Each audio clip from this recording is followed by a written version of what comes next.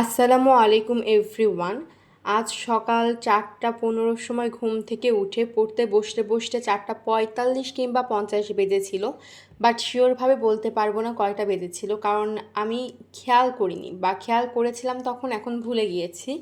তো যাই হোক, গতকালই জানতাম যে আজ সকালে বেশি সময় পড়তে পারবো না, কারণ আজকে আমার প্রথমে দুইটা নোটিশ দিল যে ক্লাস হবে, পরবর্তীতে আরও একটি নোটিশের মাধ্যমে জানালো যে আরও একটি ক্লাস হবে। তো পরপর 3টি ক্লাস করে আসলাম, একটু আগেই আসলাম, আসতে আসতে 3টা বেজে গিয়েছিল। তো সকালবেলা জানতামই যে বেশি সময় পড়া হবে না, বাট যতটুকু পড়লাম ততটুকু যেন প্রোডাক্টিভ ওয়েতে পড়া হয় সে চিন্তাটাই করছিলাম। অ্যান্ড আমি সকালে যে খায়রুল বেসিক ম্যাথের যেই জিনিসগুলো আমার প্রবলেম হচ্ছিল মার্ক করে রেখেছিলাম, সেই ম্যাথগুলো আমি দেখছিলাম এবং প্রথমে নিজে নিজে করার চেষ্টা করছিলাম। প্রথমের দিকে অনেকগুলোই নিজের একার চেষ্টাতে আমি পেরেছিলাম, আলহামদুলিল্লাহ।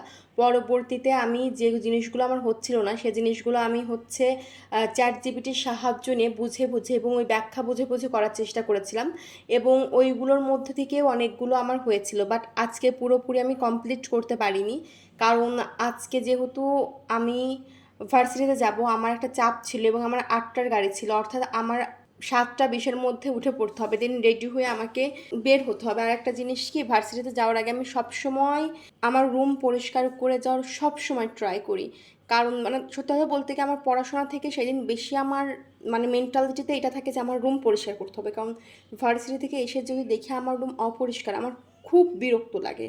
তো রুম পরিষ্কার করা, লাফ দড়ি খেলা, পানি পান করা, ব্রেকফাস্ট করা সব মিলে তো অ্যাকচুয়ালি একটু টাইম লাগবেই। তো পড়ার মধ্যেও আমি 10 মিনিট ব্রেক নিয়েছিলাম এবং 2 ঘন্টা পড়েছিলাম। পড়াটা আলহামদুলিল্লাহ মোটামুটি ভালোই হয়েছিল। জানি না আজকে কতটুকু চ্যালেঞ্জ কমপ্লিট করতে পারবো, কারণ এখন আমি প্রচুর পরিমাণ টায়ার্ড। তারপরেও চেষ্টা করব যতটুকু পারি কমপ্লিট করার। অ্যান্ড আমি ম্যাথ যেগুলো আমার প্রবলেম হয়েছিল সেগুলো আমি পুরোপুরি সলভ করতে পারিনি, কারণ টাইমে হয়নি। বাট আগামীকাল ইনশাআল্লাহ সেই ম্যাথগুলো ঠিক করার ট্রাই করব, যাতে আমি পরবর্তীতে ওই ম্যাথগুলো পারি।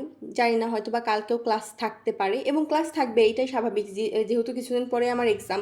ক্লাস এখন প্রচুর পরিমাণে হবে, এটা মেনে নেওয়াই লাগবে। তার উপরও যতটুকু টাইম পাবো তার ভিতর থেকেই চেষ্টা করব ভালো করে প্রিপারেশন নেওয়ার, দুইটার জন্য, বিসিএসের জন্য প্লাস আমার এক্সামের জন্য। তো সবাই আমার জন্য দোয়া করবেন যেন আমি দুই দিকে ব্যালেন্স করে পড়াশোনা এবং অন্যান্য কাজ করতে পারি। তো এই তো ছিল আজ সকাল স্টাডি ব্লগ। দেখা হবে পরবর্তী স্টাডি সেশনে ইনশাআল্লাহ। ততক্ষণ পর্যন্ত ভালো থাকবেন, সুস্থ থাকবেন, পড়াশোনা করার চেষ্টা করবেন। আল্লাহ হাফেজ।